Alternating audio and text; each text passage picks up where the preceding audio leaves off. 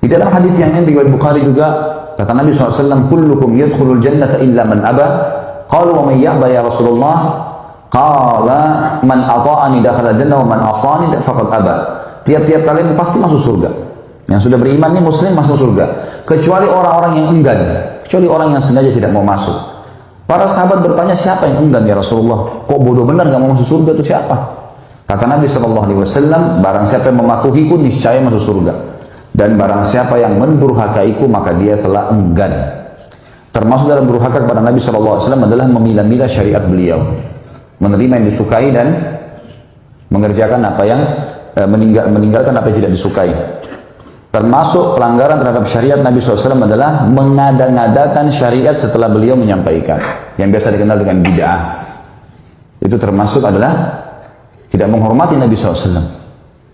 Nabi SAW sudah mengatakan di akhir hidup beliau, waktu selesai haji wada, haji perpisahan, beliau naik di atas mimbar pada saat turun firman Allah SWT surah Al-Maidah ayat 3, A'udzu billahi minasyaitonir rajim, al-yawma akmaltu lakum dinakum wa atmamtu 'alaikum ni'mati wa raditu lakumul Islam madina.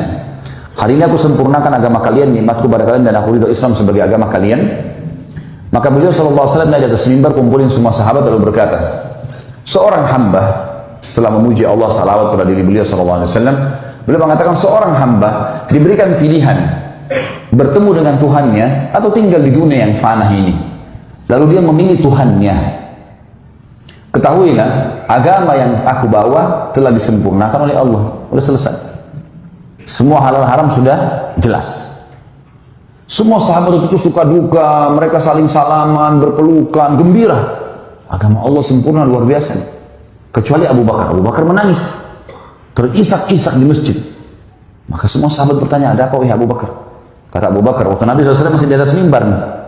Kata Abu Bakar, kalau pembawa risalah dari langit sudah menyampaikan semua amanah sang pencipta, kira-kira menurut kalian apa yang tersisa? Sahabat diam. Kata Abu Bakar, pembawa risalah itu akan pulang kepada Tuhannya. Artinya Nabi SAW sudah mau meninggal. Karena itu saya menangis. Apa jawaban Nabi SAW? Benar apa yang dikatakan Abu Bakar. Benar. Maka orang semua terisak-isak menangis. Lalu kata Nabi SAW apa? Wahai sekalian manusia, jangan bersedih.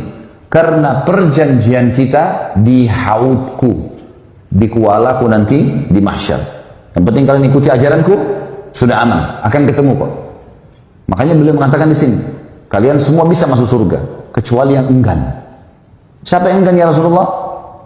Orang yang mematuhiku pasti dia patuh, masuk surga berarti. Dan orang yang mendurhakaiku, memilah-milah syariat atau membuat-buat syariat yang telah sempurna, berarti dia telah mendurhakaiku.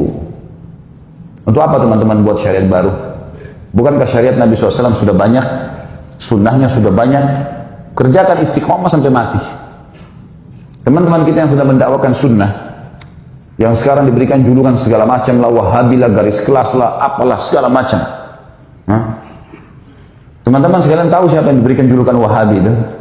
Kalau yang pernah umroh dan haji, lihat bagaimana Masjid Haram Mekah dan Masjid Nabawi. Dirawat atau enggak?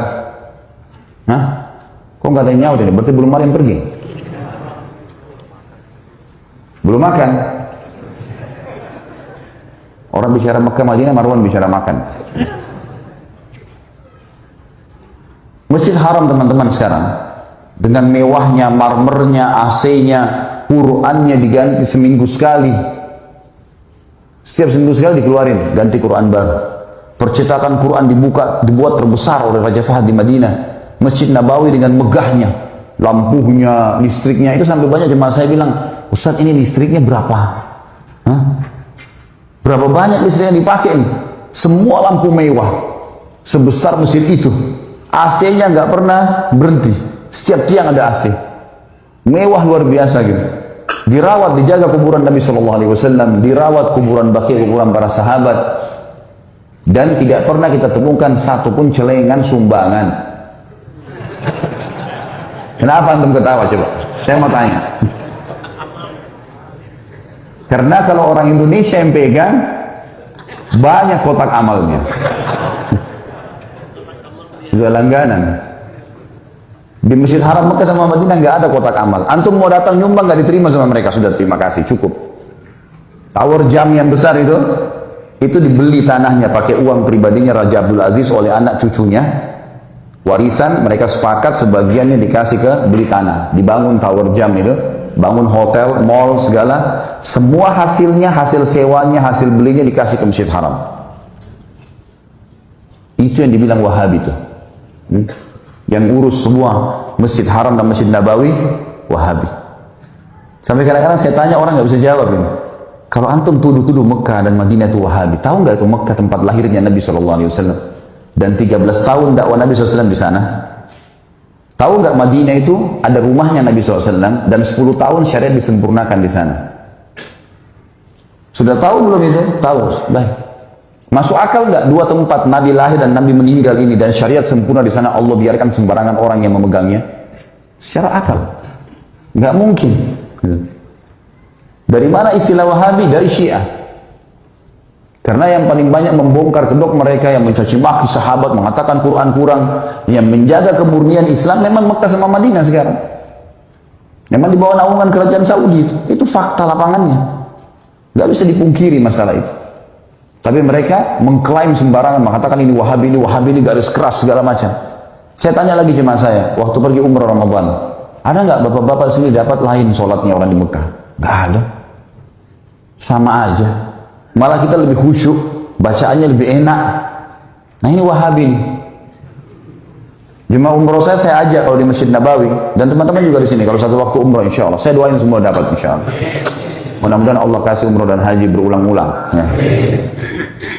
Saya sampai bilang sama jemaah saya, kalau terutama laki-laki, karena perempuan agak sulit, tapi laki-laki kalau lagi umrah sama saya biasanya kalau berpapasan saya sholat sama-sama, karena kita punya acara bebas untuk sholat. Ada yang mau lebih dulu pergi, ada yang mau telat ke kamar mandi segala, saya biarin. Tapi yang ikut sama saya setiap habis maghrib saya ajak kalau di Masjid Nabawi.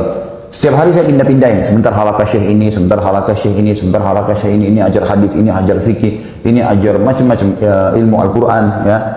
Macam-macam syekh banyak di situ ajaran. Lalu saya terjemahkan secara letter-let. Ini loh Pak yang dibilang sama syekhnya, ini dalilnya dalam surah ini, dalam hadis ini. Terus begitu sampai azan Isya. Terus saya tanya, menurut bapak-bapak ini bagus nggak ajarannya?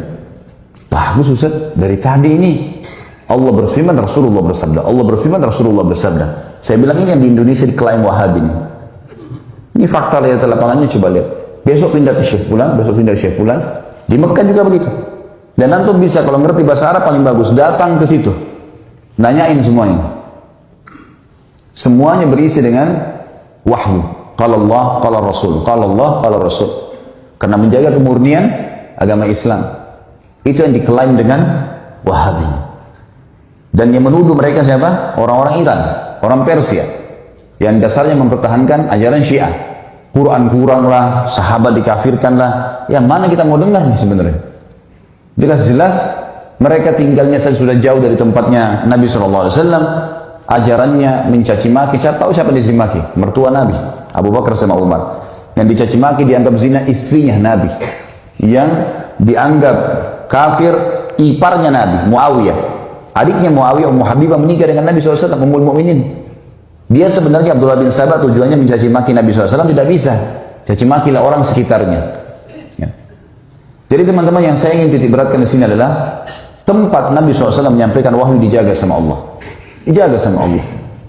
Dan sampai sekarang turun-temurun ulama di sana mewariskan ilmu-ilmu hadis dan ilmu Al-Quran. Maka jangan mudah termakan dengan isu. Terus itu seperti virus yang berbahaya, Wahabi, Wahabi, Wahabi, Wahabi, supaya panas di kuping orang dan akhirnya orang nolak. Gitu. Ya. Termasuk kalau antum lihat di YouTube tuh namanya Khalid Basrama, Wahabi besar itu. Jadi yang antum dengar ini, yang saya bacain dari tadi, kalau Rasulullah SAW bersabda riwayat Bukhari, Allah berfirman di surah ini, nah ini Wahabi. Ya antum pakai akal cerdas lah. Jangan termakan dengan arus main nilai sembarangan.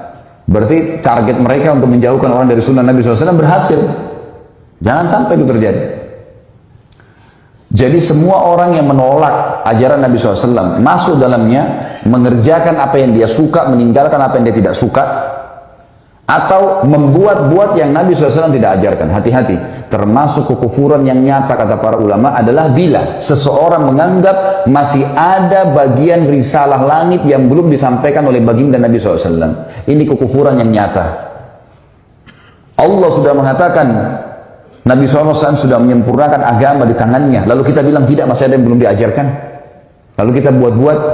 Ini bahaya sekali. Selanjutnya sabda Nabi SAW dalam hadis Bukhari yang lain, innar risalata wan nubuwata qad inqata'at fala rasula ba'di wala nabi. Ketahuilah sesungguhnya kerasulan dan kenabian telah terputus, dihentikan sama Allah dengan diutusnya beliau, maka tidak ada rasul dan tidak ada nabi sesudahku. Ini harus dipegangin baik-baik. Terakhir beliau dan cukup diikuti Nabi Muhammad SAW.